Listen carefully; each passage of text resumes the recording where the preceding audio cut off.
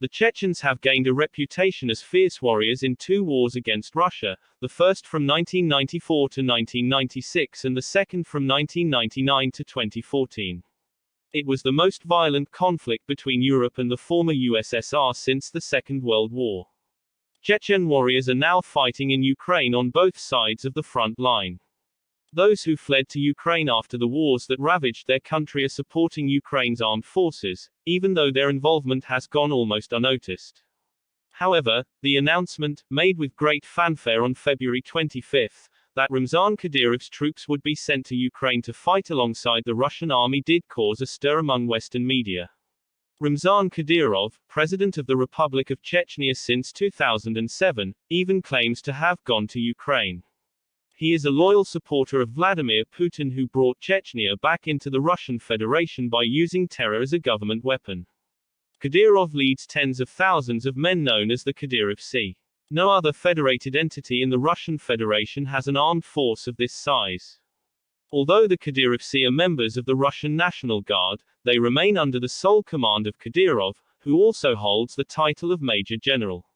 So how should their participation in the Russian invasion of Ukraine be interpreted? As a professor of political science at Laval University, my research focuses on civil wars, particularly those in Chechnya and the Sahel conflict in Africa, and political violence.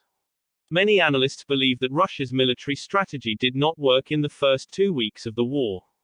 Ukrainian resistance coupled with Russian supply difficulties, as well as poor coordination of the various army corps and problems of motivation among conscript and professional soldiers, has considerably slowed down the advance of the Russian troops.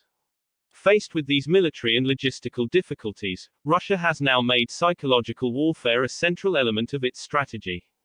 The announcement of the entry of Kadyrov's troops into the war and the propaganda surrounding it are part of Russia's effort to destabilize the enemy.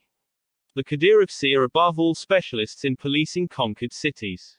They are known for the cruelty and abuse they administered in Chechnya itself, in the Donbass in 2014 where they intervened, and in Syria where some of their soldiers are still deployed. Russia's announcement that Chechen troops were being brought in was meant to strike fear in the Ukrainian population. Similarly, the rumor that their special forces have been given the specific mission to kill Ukrainian President Volodymyr Zelensky is intended to sow uncertainty and create fear. However, their role may go beyond that. Moscow sent one of these battalions to the Donbass in 2014 to bring the pro-Russian separatists to heel and purge them of their most undisciplined elements. The presence of Chechen troops shows that Moscow is preparing for urban guerrilla warfare in Ukraine.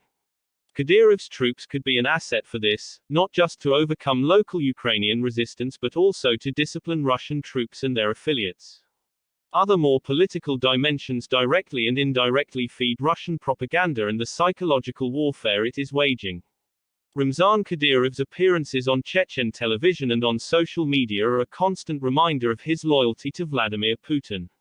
While these sometimes border on caricature, they do illustrate the support of a once rebellious federated subject who has now fallen into line after 2 unprecedentedly violent wars and the establishment of an authoritarian regime that is on Moscow's payroll. Of course, the over-personalization of politics and decision-making in the Federation silences any dissenting voices, if there are any left. The fact that Kadyrov embodies this image of cohesion is paradoxical, however, given that the relationship between Moscow and Chechnya is still characterized by a type of exceptionalism within the Federation. On another level, Kadyrov's support is a reminder that the commitment of the subjects of the Federation to backing up Putin is not being hindered by ethnic and religious boundaries. These differences are being erased by the common objectives of opposing the despised West and fighting Ukrainian authorities who have been described as Nazis. However, cracks are beginning to show in the facade of this ad hoc alliance, and these will become more difficult to hide if the war drags on. The Kremlin appears to have asked the leaders of the federated subjects to defend the official discourse that this war is a special military operation targeting only military objectives. It could be difficult for most of them to maintain this smokescreen as questions begin to arise among their own populations about the significant losses that the Russian army appears to be suffering. But referring to the Russian army as a whole, without giving more details, tends to obscure its multi-ethnic character. Experts even estimate that non-ethnic Russians, i.e., Russian citizens, but of non-Russian origin constitute a majority in the army. Coming from less socio-economically well-off federated entities, these members could account for a significant proportion of deaths. Such a scenario could not be countered by Kadyrov's calls to intervene quickly in Ukraine. Such calls could turn out to be counterproductive for Putin. The role of the Kadyrov in the conflict in Ukraine is far from one-dimensional. Beyond the terror they inspire, they also embody total commitment the federated subjects have to Putin. However, this idyllic picture could crack if the war turns out to be longer and harder than anticipated.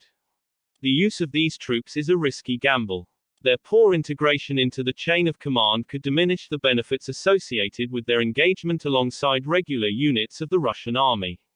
With Kadyrov's triumphalism seeming out of step with the reality of this war, he could become a political liability to Putin.